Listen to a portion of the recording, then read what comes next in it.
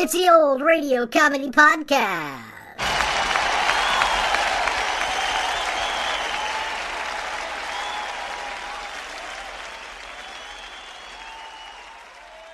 It's episode 99 of Season 2 and time for another classic comedy radio show from the golden age of radio.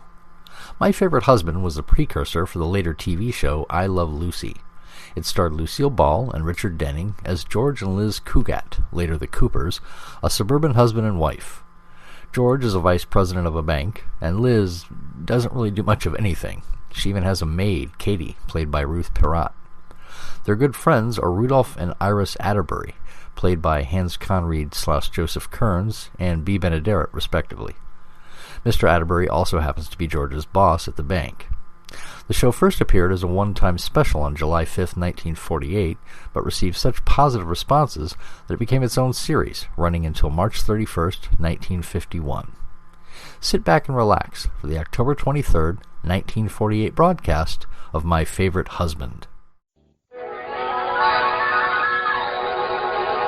We present Lucille Ball in My Favorite Husband, based on the delightful stories of Isabel Scott Rorick's gay, sophisticated Mr. and Mrs. Cugat, starring Miss Ball with Richard Denning.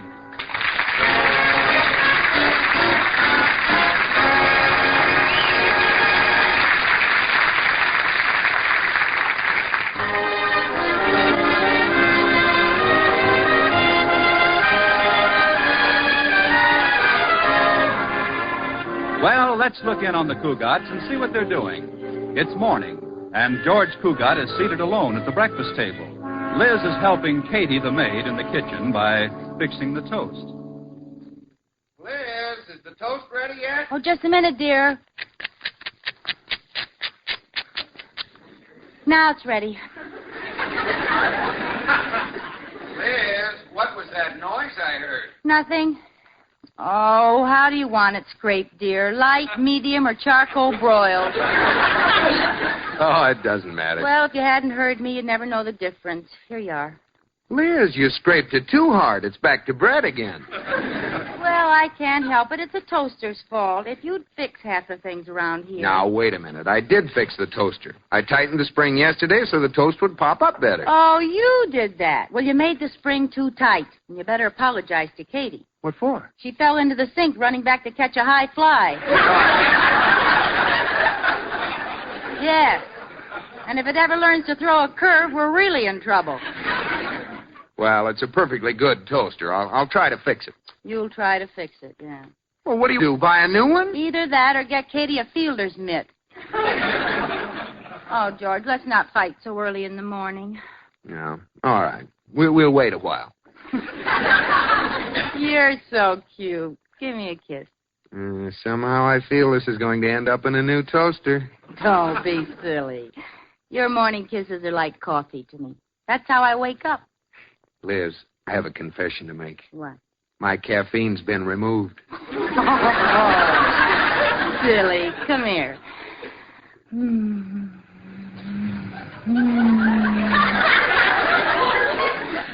Sanka. Oh, you're welcome.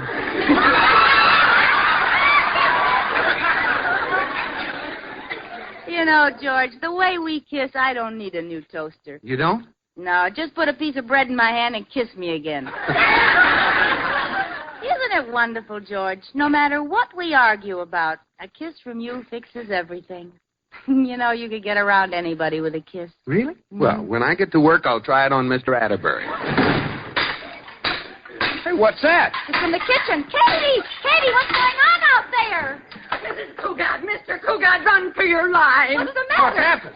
The automatic dishwasher has gone crazy. It's broken again. Oh, it threw every dish in the kitchen at me, and it's trying to climb into the cupboard to get some more. Oh, now, Katie, you mustn't be upset. It's not that tragic. Oh, I can't help it, Mrs. Cugat. That thing hates me. Well, you go back to the kitchen and get even with it. Pull its plug out. Yes, ma'am. George, I'd like to talk to you about a new dishwasher. Kiss me, Liz. Oh, no. No, with the toaster, it just meant burnt toast. This time we may lose Katie. Why, that's ridiculous. What's the matter? Can't she wash dishes in a pan like everybody else? Well, but she's had the dishwasher so long, she might resent it and quit. And you know we can't find anyone nearly as wonderful as she is. Well, what are women coming to that they have to be pampered with electrical gadgets? Oh, we're not pampered. Well, the wives of our ancestors didn't have dishwashers. Pioneer women didn't have a lot of electrical appliances to do their housework. Of course they didn't. And where are those women today? Dead. Well, I'm not buying Katie a new dishwasher, and you can tell her so. She'll get rough red hands. Well, what of it? She's got rough red everything else.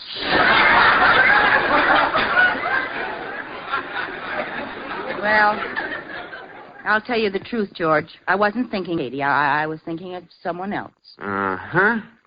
Well, come clean. Whom were you thinking of? Oh, you're so grammatical. Well, I can't help it. That's correct. Whom were you thinking of? Hume. Me? I mean me? What are you talking about? Well, if we don't have a dishwasher and it's Katie's night off, I'll be washing the dishes. I thought so. Oh, I don't care for myself. But when you come home and you greet me and you kiss my hand, Yes? you'll get dishpan lips. Liz, you're breaking my little heart. But I'm not buying Katie a new dishwasher, and you can tell her so. She's liable to get mad. So? You tell her, George. No, Liz, you tell her. What's the matter? Are you afraid? Me? Afraid? Oh, that makes me laugh. Well, when you stop laughing, you tell her. Well, Liz, it's just that I don't want you to be a slave in your own house. You have to be the boss around here. Let her know who gives the orders. Do you understand? Yes, you're afraid of her. No, she means nothing to me. I just want you to learn a lesson. All right, I'll tell her. I'm not afraid. I'll get her in here and I'll say to her, Katie? Did someone call me? Mrs. Cougat has something to tell you, Katie. No. Yes. Katie, there's something you might as well know right now. What is it? I want some more coffee. That's telling her, Liz. Oh, why don't you go to work?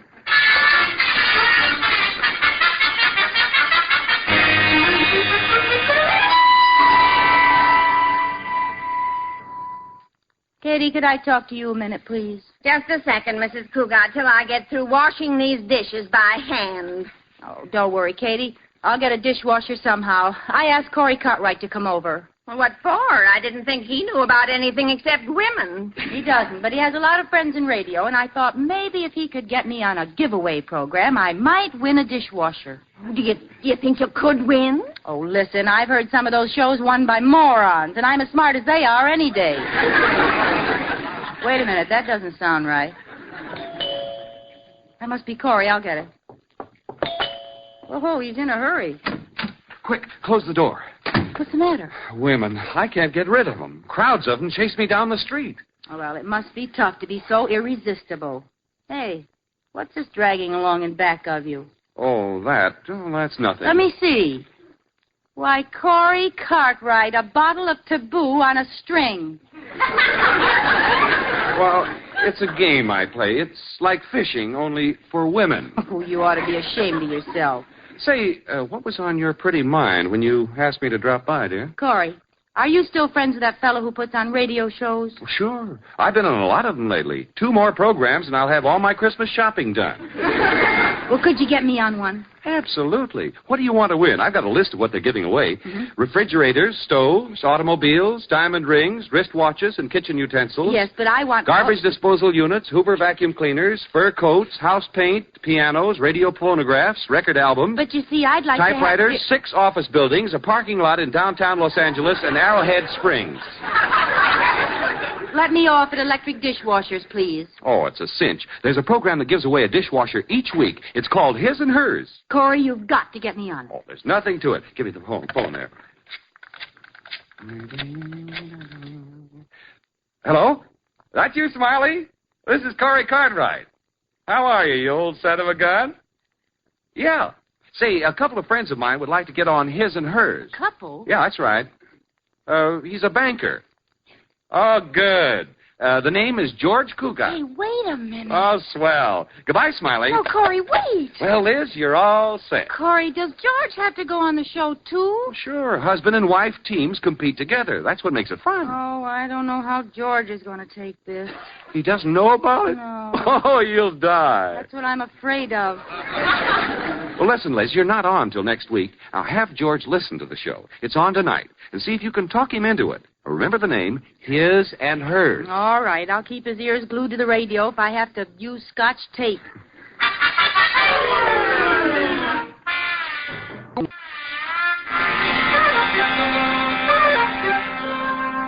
Well, George, we have the whole evening to ourselves. What would you like to do, honey? Oh, I don't know. I can't make up my mind between going to a movie or visiting the Stearns. You decide. All right, I decided. Which is it going to be? We'll stay home and listen to the radio. But, Liz. I want to be alone with you, George. We can smooch. We can? I could smooch with you 24 hours a day, 7 days a week, 52 weeks a year, with time and a half for over-smooch. Say, what's this radio business? I thought you didn't like radio shows. Me? Oh, no, I love radio. I listen to it all day long. Oh, yeah? What programs? Portia Faces John's Other Wife. What? Ma Perkins Can Be Beautiful. No, Liz. When a girl marries, it pays to be ignorant. No. Libby Owens, Glass Blower. Oh, stop it. What scheme is brewing in that pretty little skull? Nothing. I just want to listen to the radio. I'll turn it on. Yeah, all right. As long as it isn't one of those horrible quiz shows. Quiz shows? Oh, if there's one thing I can't stand, it's a lot of silly characters making fools of themselves in front of a microphone. Oh, I think they're a lot of fun. How can a person with any self-respect appear on one of those things? And now, ladies and gentlemen, our last contestants will come up to the microphone to compete for our big jackpot prize on His and Hers. Mr. and Mrs. Paul Roney. Liz, that's a quiz show. Now, can either of you tell me the answer to this question? What is stored at Fort Knox?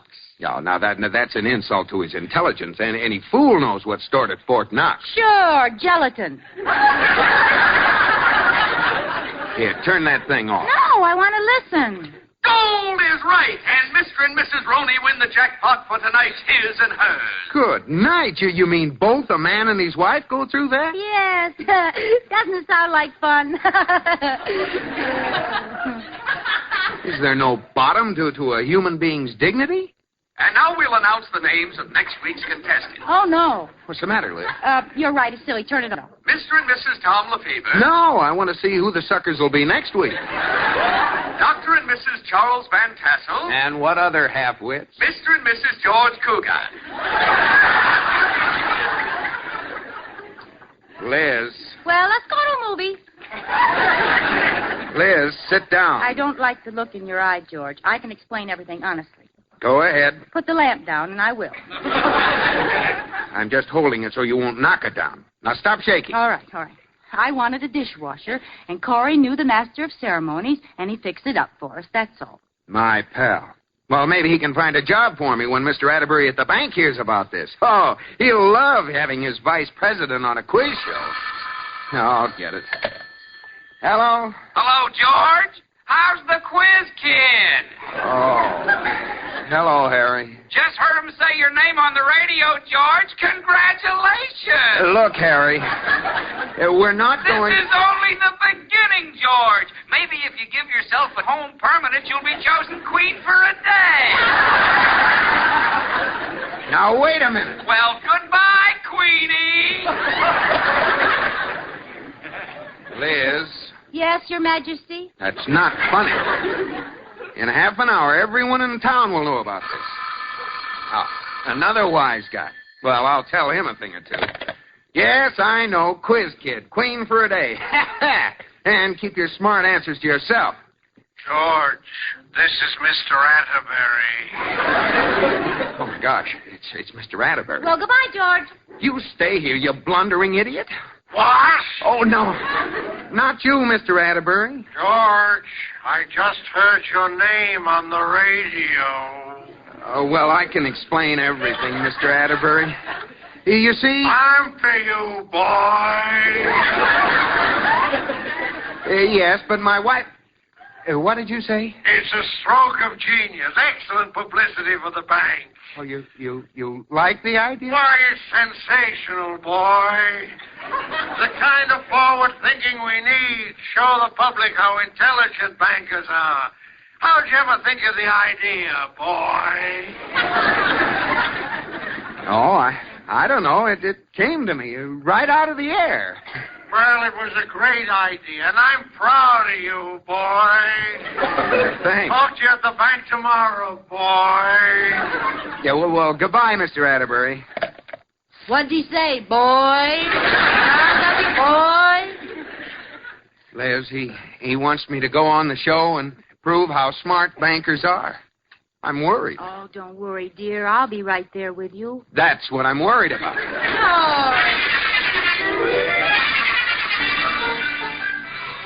Oh.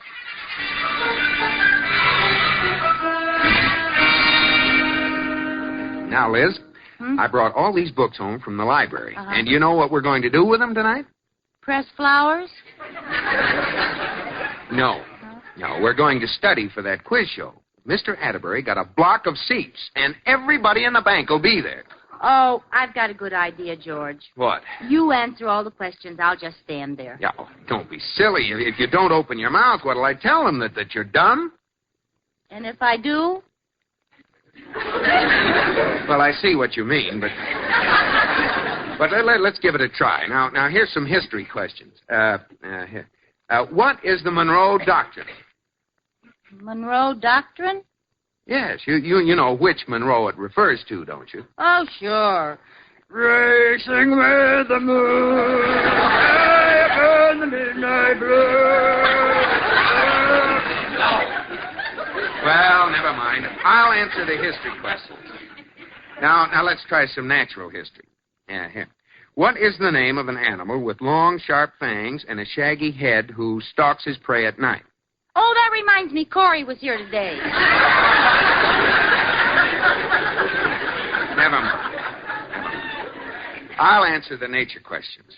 Now, that brings us to arithmetic. Oh, you answer the arithmetic questions, George. Liz, I've got a great idea. What? I'll answer the questions. You just stand there. Oh, good. I'm glad you thought of it. Yes.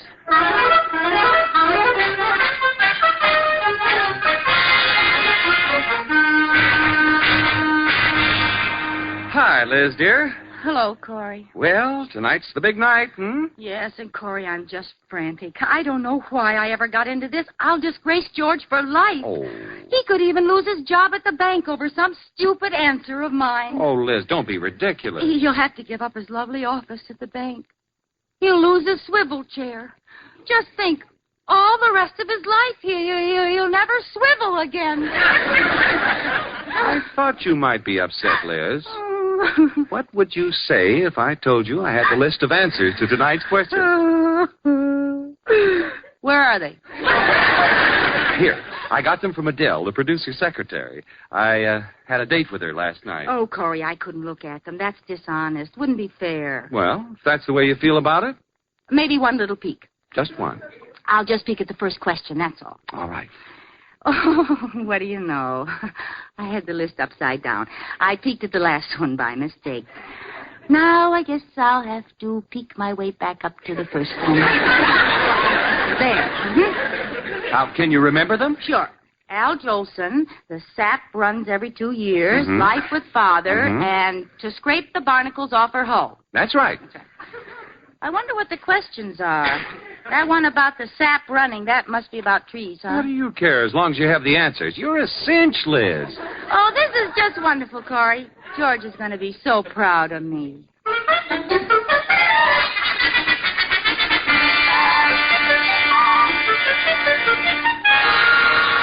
Oh, Katie, I'm so excited about the show. I don't know what I'm doing. Hey, take one look at me before I go. Is my slip showing? Yes. How much? All of it.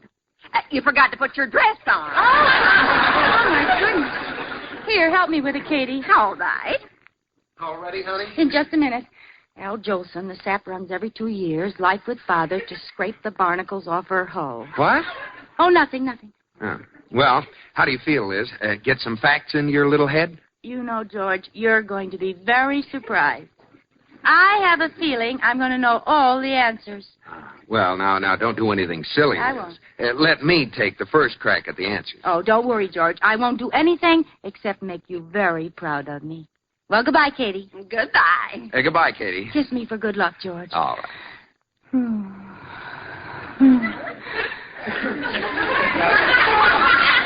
Well, I don't know about that show, His and Hers, but there's nothing wrong with yours and mine.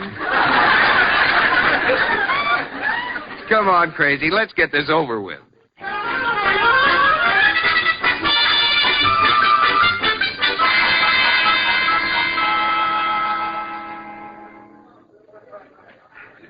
All right, everybody, we're going on the air in just 2 seconds now. Now, quiet.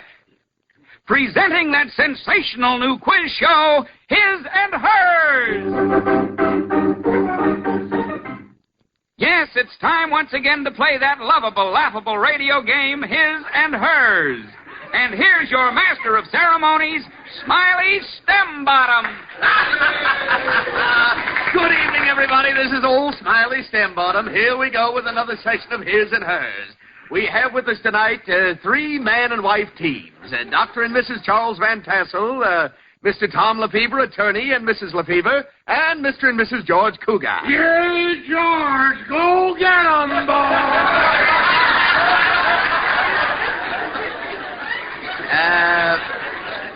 Apparently, Mr. Cougar has some friends in the audience. Now, while our contestants are waiting in a room off stage, I'd like to announce that because we have such an intelligent group, a doctor, a lawyer, and a banker, we have thrown out the easy questions we were going to use and have substituted harder ones. Now coming onto the stage are our first contestants. You must be Dr. Van Tassel. That's right, and this is my wife.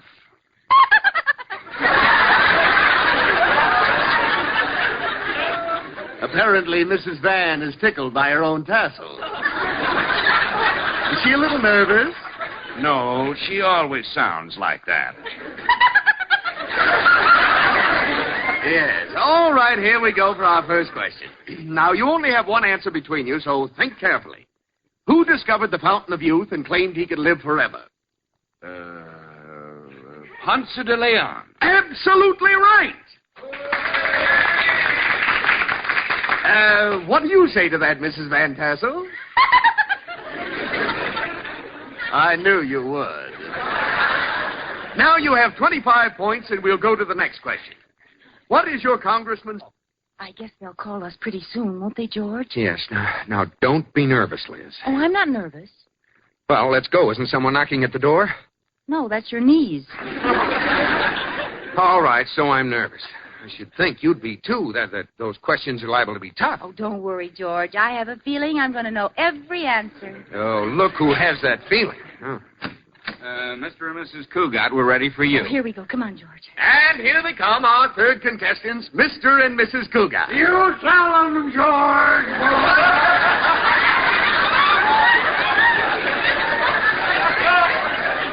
Hello, Mr. Atterbury. Hi, Corey. Liz, please. And now, right up here to the microphone. Are you all ready for these questions? They're pretty hard. Oh, I'll bet they're not so hard. Well, we'll see. Now, one answer for the two of you, remember. First question. Who discovered the fountain of youth and claimed he could live forever? Al Jolson. Oh, Liz. I'm so sorry. That's wrong, Mrs. Cougar. It is? Yes, but let's go on to question number 2. Okay. Question number 2. This is political. What is your congressman's term of office? The sap runs every 2 years.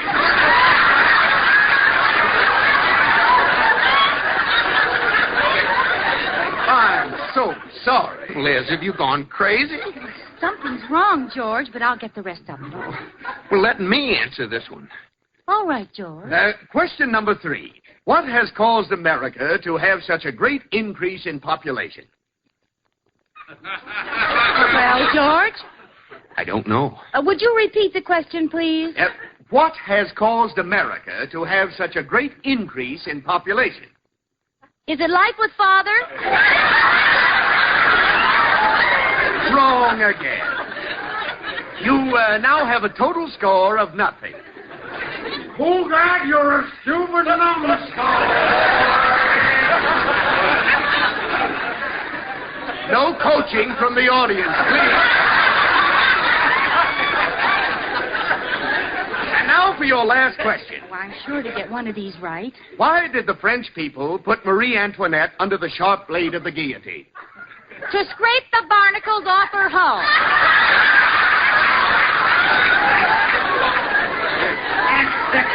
Mr. and Mrs. Cougat, you are the first husband and wife team ever to miss all 4 questions. Congratulations. Oh, thank you. Oh, Liz. And now all the contestants will stand by for our jackpot question. Liz, what's the matter with you? Oh, George, I had all the answers memorized, but they must have switched the questions on me. Oh, fine. Attention!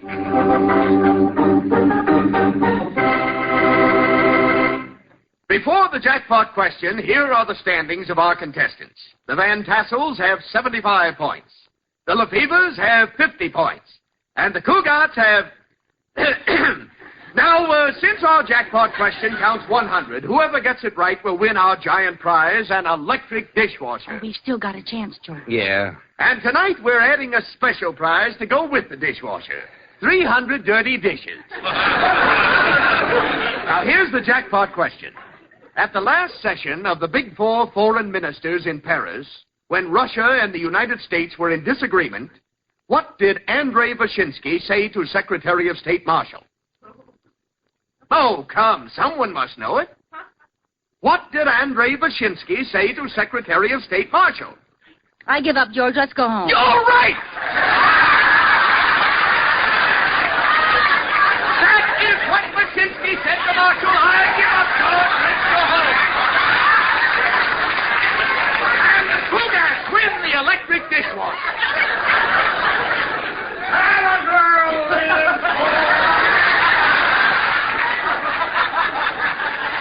Well, how do you like that?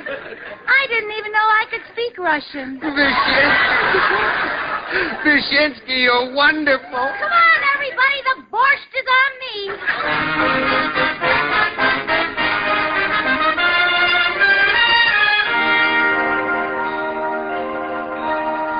George. Hey, George. Are you asleep yet? No. When you're trying to sleep, do you ever pretend things? Mm-hmm. What? I pretend that you've stopped talking. Oh. My favorite pretend is that I'm a beautiful princess who swallowed a magic potion and I sleep for 20 years. What are you thinking?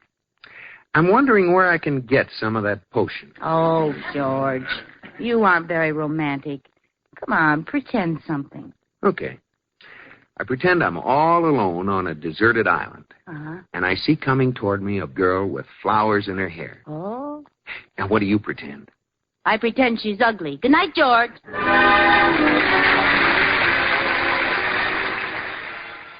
That was the episode of The Quiz Show from My Favorite Husband. I hope you enjoyed it. Be sure to check out our other podcast, An Evening of Old Time Radio, every Sunday. You can find the link in the show description page of this episode. Everyone have a great weekend, and get those leaves raked. I'm Greg Fordyce. Thanks for listening. He'll lose his swivel chair. Just think, all the rest of his life, he'll never swivel again.